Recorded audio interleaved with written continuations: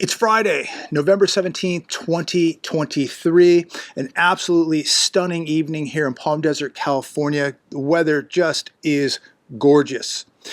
Please make sure to like this video, share all of my videos, make sure you subscribe to this channel, but make sure you like this video because that's going to help the algorithm to promote these videos. And we want to continue to wake people up. We want to promote the message. We want people to be preparing. Now, I want to share a few articles with you today. Feel free to comment down below on anything I'm speaking about. Feel free about anything you want to speak about. But this first article comes from CNBC. The Boston Federal Reserve President, Susan Collins, says more rate hikes can't be taken off the table. Now, what's interesting is markets today, very flat. The Dow Jones was up 1.1 points, a little over 1 point. Markets, I think, for the most part, were in the green, but very, very flat. You would think when a Fed president like Susan Collins comes out and says rate hikes aren't off the table. She said this today, that more interest rate hikes could yet be needed to bring down inflation. And the markets ignore the message. Why is that? Now, if she would have said the opposite, that, oh, I don't think we're going to have any more rate hikes, the market, the Dow Jones would be up 1,000 points today. But we have a Boston Federal Reserve president coming out today saying that they're not taking it off the table, and the markets completely ignore it. Peter Schiff on The Hedge today, the death of inflation is greatly exaggerated. He says if Americans can't afford to buy stuff at the current price, well, it's even less affordable when the current price goes up. Prices have gone up dramatically over the past 2 or 3 years. He said the minute the Fed is winning, they lose. There is no way to win the war that they're in right now. The minute they stop fighting, inflation strengthens. There's no doubt about it. And you have to ask yourself, how in the world at this point is the Fed going to get back to 2% inflation? How in the world can they stop raising rates right now when you know every time you go to the store, every time you go to the grocery store, you buy meat, you buy chicken, you buy fish, you buy a box of cereal, the price isn't coming down, it's going up. So in order to keep the inflation forces at bay, he says, they can never let up. They have to keep raising interest rates. When you spend 15 years creating inflation, ladies and gentlemen, how in the world can you spend 1 year raising rates and think that you're going to defeat inflation? There's no way it is going to happen. People can hope. They can believe in the hopium. They can believe that it's over. They can now the markets are believing that the Fed is about ready to reverse course. What do you think? Are they done raising? Is the Fed going to begin reversing course in 2024, cutting rates? That's how we got here. Cutting rates, putting interest rates too low for too long, and printing a lot of money. And so now we're supposed to believe that they're going to go back and do that when we're not even near 2% inflation. The Hedge today. Greenlight Capital President David Einhorn turns to gold. Investors are too complacent about geopolitical uncertainty, he says. He's worried about the direction of the market, according to this article. And if you get a couple minutes, do your own due diligence, do your own homework, check out some of these articles. He's worried about political uncertainty, the rising price of oil, and rising inflation. His hedge fund, Greenlight, cut exposure to its two biggest holdings, home builder Green Brick Partners and Pennsylvania coal miner Consol Energy. The hedge fund reported holding a significant amount of physical gold. Physical gold. I'm going to continue buying gold. I'm buying a little bit of silver, but mainly for the last 24 months, I've been buying gold. I don't give financial advice. Do whatever you want to do. I think one thing we can all agree on is be extremely diversified. But we're looking at gold at over $1,980 right now. We're about $80 off all-time highs. Nothing's broken yet. They're still talking about a soft landing. There is going to be no soft landing. You know it, and I know it. This thing is crash landing daily. To think that there's going to be some kind of soft landing means that they're not even admitting to you and I that we're even in a recession right now. We are getting deeper into a depression 2.0. And I believe that one of the most important things you can have are physical assets, and I think gold sits at the very, very top. I have a link down below, SD Bullion, if you need a reliable, safe place, competitive prices, quick delivery, SD Bullion, go to my link down below. I don't care if you buy gold, you don't buy gold. You can, if you buy gold and you want to buy from somewhere else, great. I think it's one of the best assets you can own. That's just my opinion. That's what my circle is doing. That's what my friends are doing. That's what my family is doing. You have to do what you believe is right. But I think diversity and being diverse is extremely important.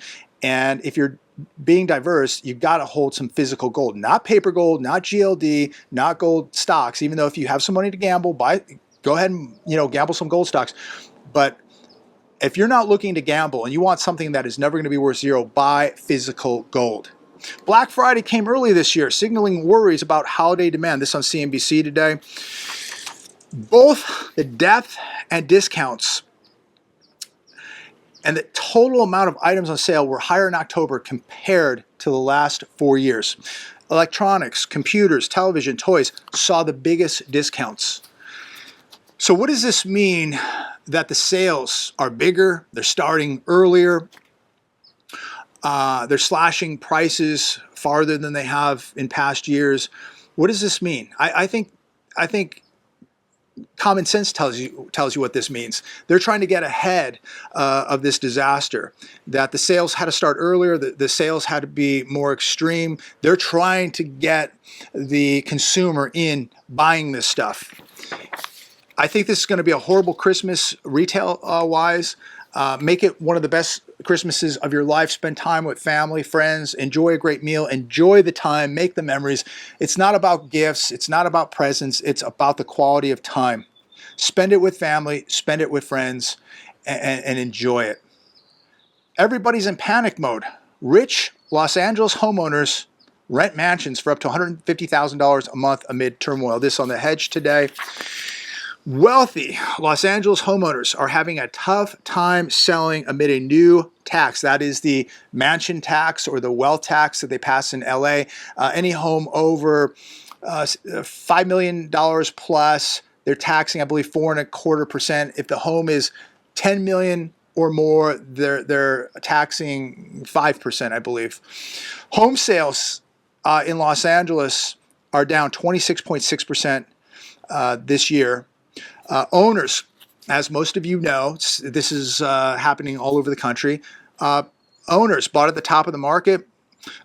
They took on more mortgages, more homes, extra vacation homes, and most of you know the big strike in Hollywood, and really the industry in Hollywood is just being dismantled, basically. They cannot make quality movies anymore. It is a cesspool. The industry is falling apart. More people are watching YouTube. They're watching social media. They're watching Netflix. They have a lot more options.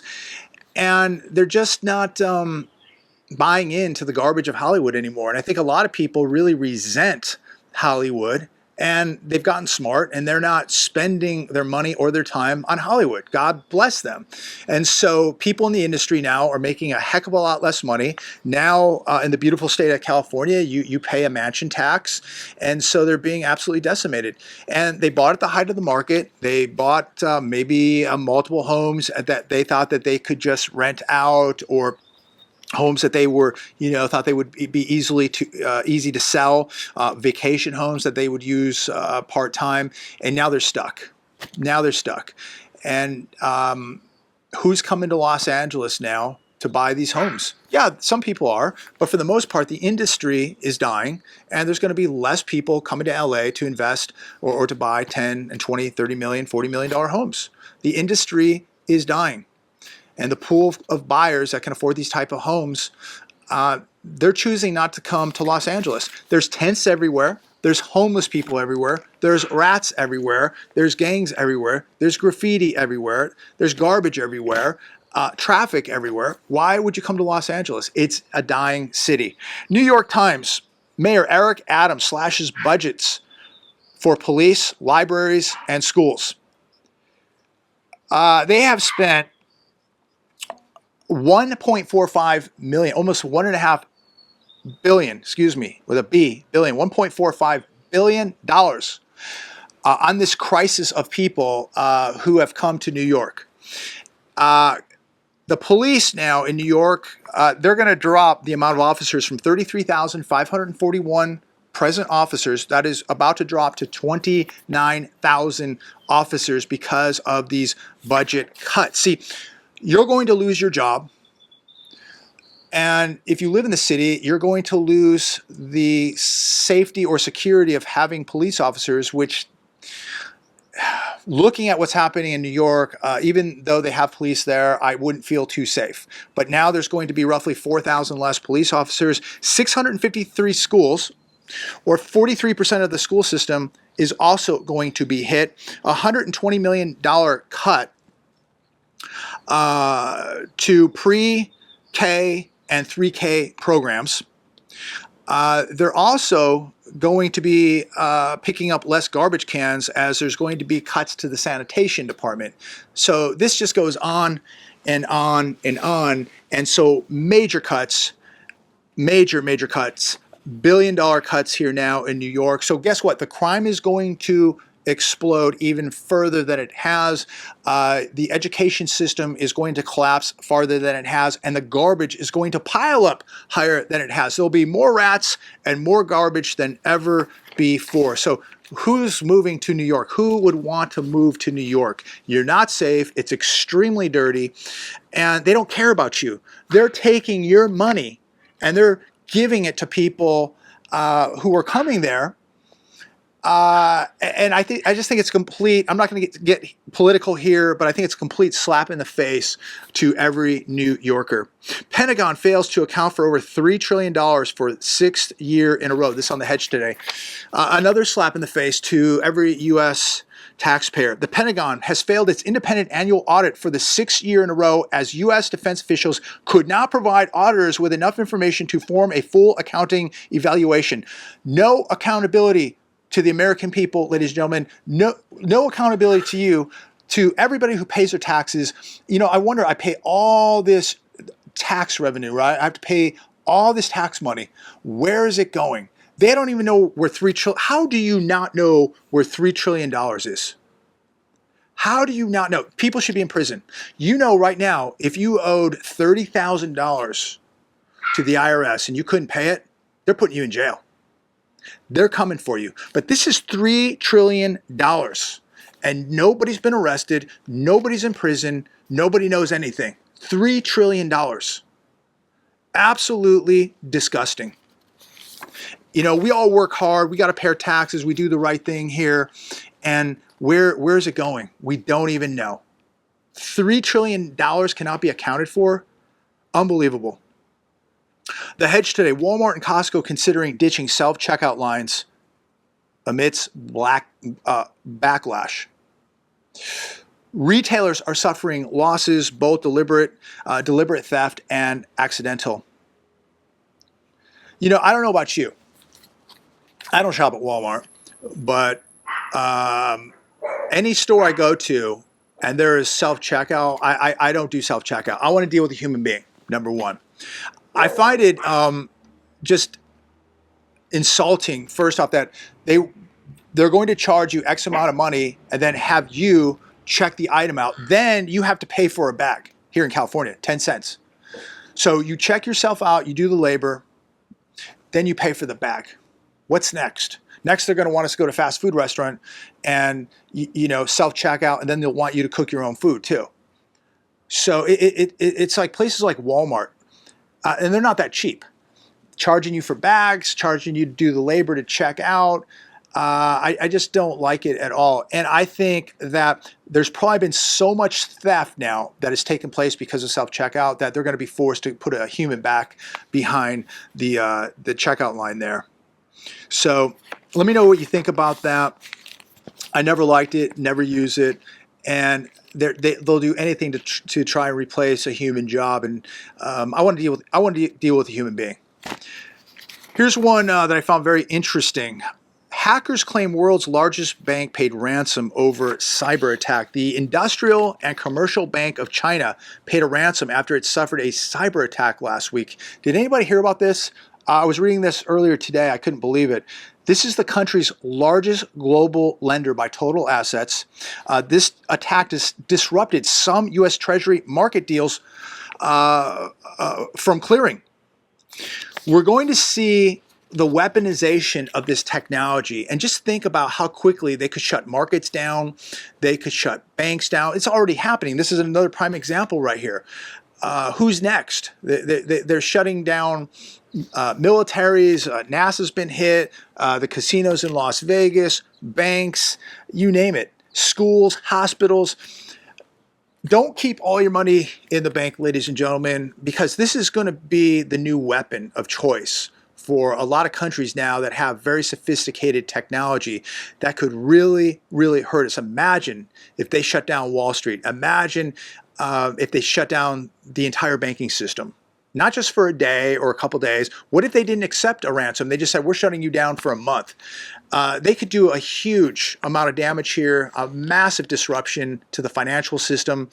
And it doesn't make me feel too safe that this is happening daily now.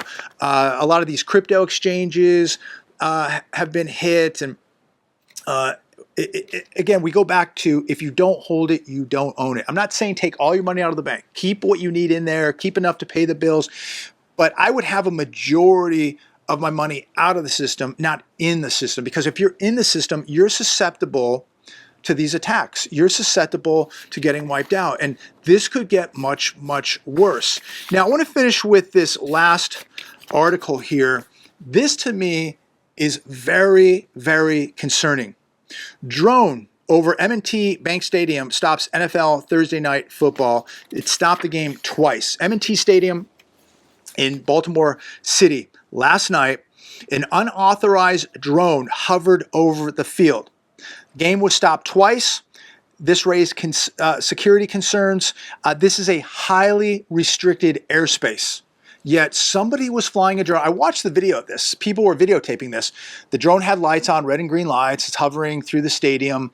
Think about how dangerous this is. Now, maybe it was just something very, very innocent, but I think it's like a $10,000 fine for doing this. I don't think they caught the group or individuals, or whoever this was. But think about how a drone could be weaponized. Think about like biological weapons. Think about explosives, all kind of things with a drone. Flying over a stadium with, I don't know, 50, 60, 70,000 people. Very, very concerning. And again, how safe are we really? I would not be hanging out in large crowds, ladies and gentlemen. That's just me. Do whatever you want to do. But everything we know that is happening, what's happening in the Middle East, Christopher Wray came out the other day warning the House of Representatives that, there's potential here for some attacks. We need to be, on our toes.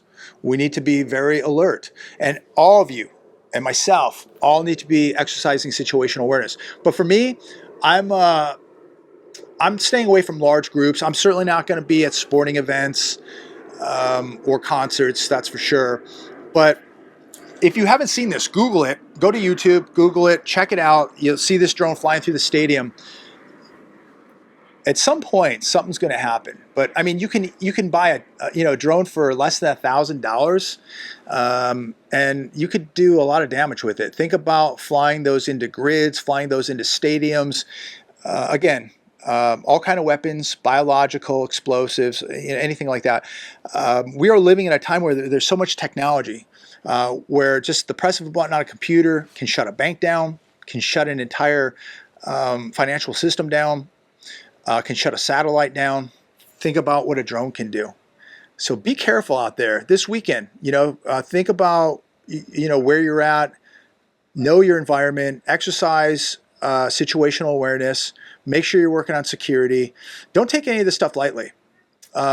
You know as well as I do that we're long overdue to see some things happen in this country. And I pray to God it never happens. I pray to God it does not happen. But the more prepared you are and the more alert you are and the more aware you are, the better the odds are that you're going to survive this if you're anywhere near something like this. Because number one, you'll probably avoid being in large crowds where these type of things can happen. Be careful. Please like, share, subscribe, comment down below about anything you want to comment on. Have a great weekend as usual. And as always, I look forward to speaking with each and every one of you. Thank you so much for the letters, the prayers, all the support. God bless every one of you. Have a good weekend.